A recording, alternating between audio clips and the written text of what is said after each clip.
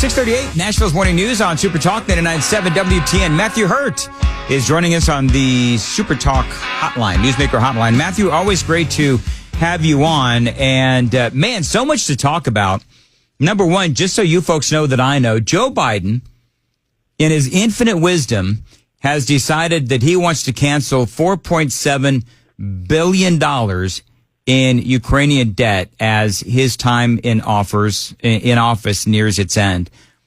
You know, back when I had like $30,000 in debt, no one came to my rescue. It is so incredibly frustrating that the president is doing all he can, Matthew, to not only give Ukraine as much money, as much weaponry as possible, but he's also going to cancel this $4.7 billion in Ukrainian debt. Didn't the American people vote against just this kind of BS when they voted for Donald Trump? Somewhere along the line, Dan, in the last 15 or 20 years, we've given the president a ridiculous amount of executive authority that should rest with Congress. This is a decision for a Congress to make, not a president.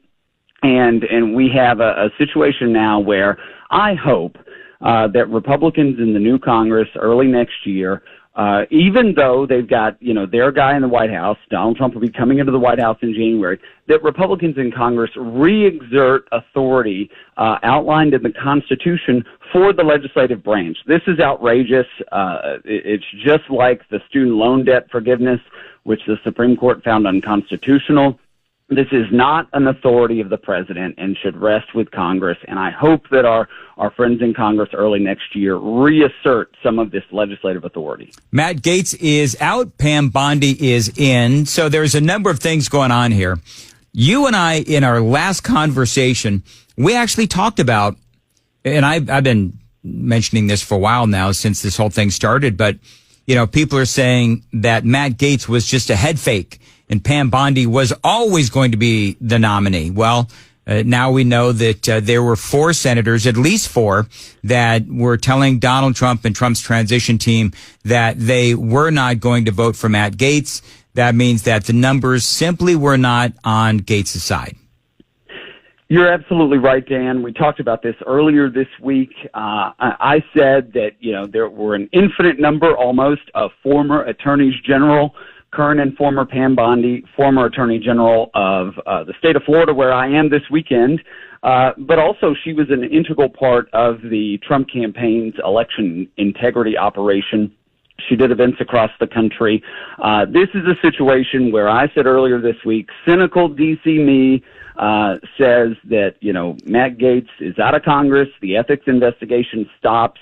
It gives him a moment to breathe, and undoubtedly yesterday when he was meeting with senators, he found just enough who would say, this is a no-go for me, it's a non-starter, and once you dip below 50 votes in the Senate, you don't get confirmed. And so I am not especially surprised. I said on this program earlier this week, it was a peculiar selection. I was a little perplexed by it.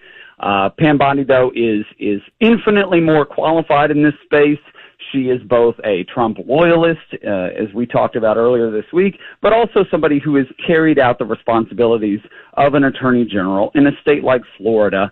And so this is a great pick, I think, and I don't believe she will have much trouble getting through the Senate. 18 years as an actual prosecutor, not a pretend prosecutor like Kamala Harris. 18 years as a prosecutor, and also, yes, an attorney general as well. Also very media savvy. I can't see anyone having a problem with Pam Bondi if you're a Republican. Of course, if you're a Democrat, who knows? I mean, they'll find something wrong with her, but ultimately, we do know that the Republicans are all in on Pam Bondi. One of the things, just real quick on the Matt Gaetz thing, he was not charged within the DOJ in that 3-year investigation.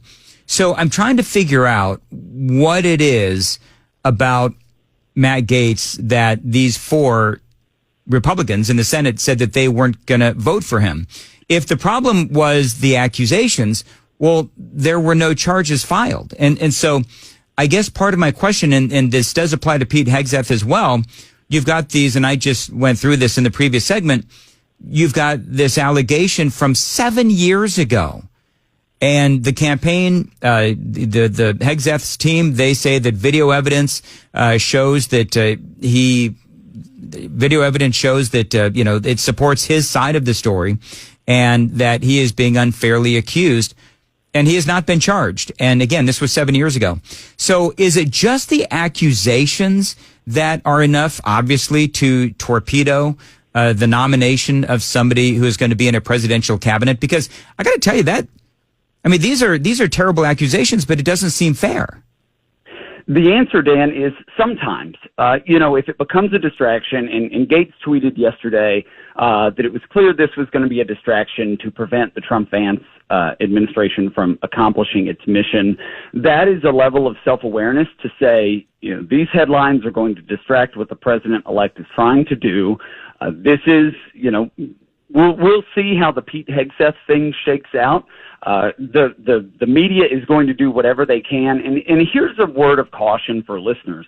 This is something, when you get into politics, there are people out there on the other side of the aisle. Sometimes there are people out there within your own camp who don't want to see you succeed, particularly if you're successful. Matt Gaetz raised important questions in the House of Representatives.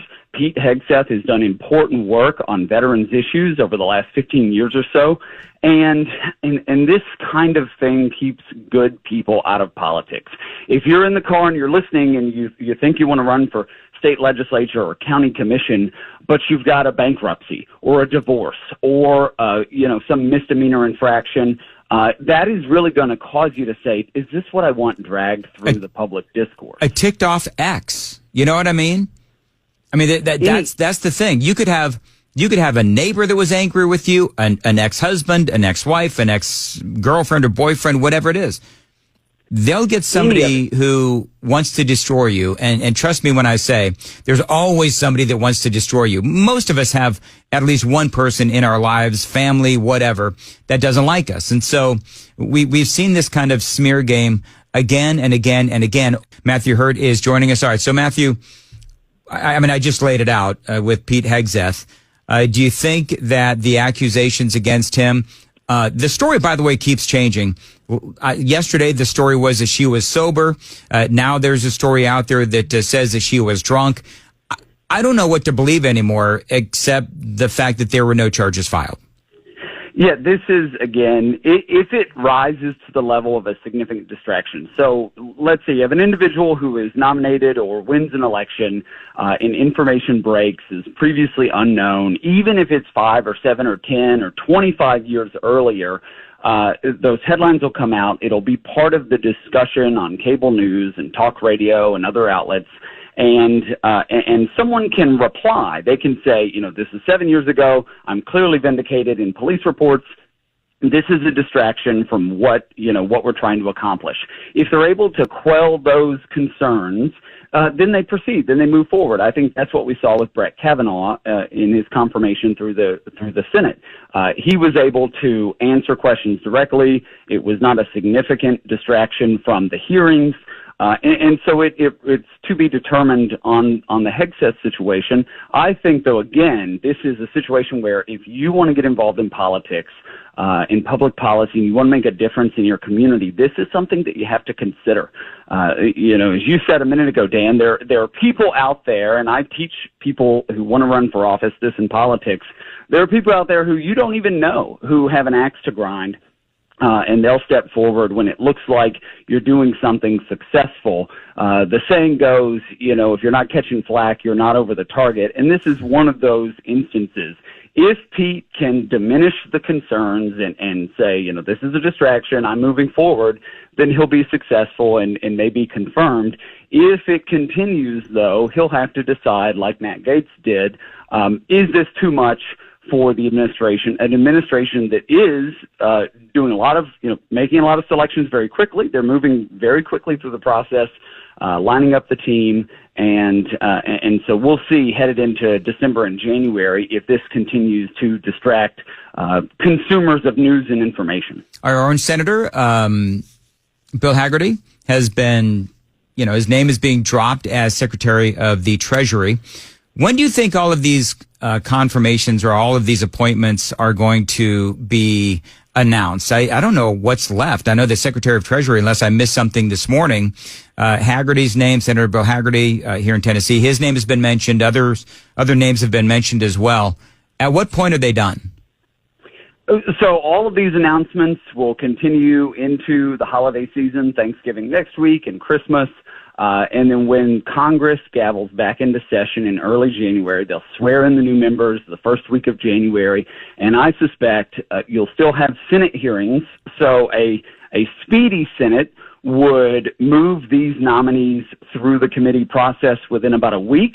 And then they would move to the full floor, I think, by the end of January, barring any significant distractions of any of the other nominees. We could have most of a cabinet put together by the end of January, early February. Has there been a lot of frustration because you're part of what you do, you're a grassroots political activist. I consider you as somebody who analyzes politics and that kind of a thing.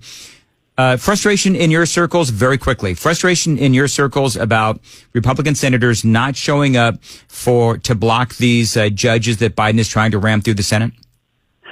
I saw that on Twitter earlier this week. It is very frustrating that 5 or 6 Republican senators didn't show up and let a far-left judge skirt through with fewer than 50 votes. That's frustrating.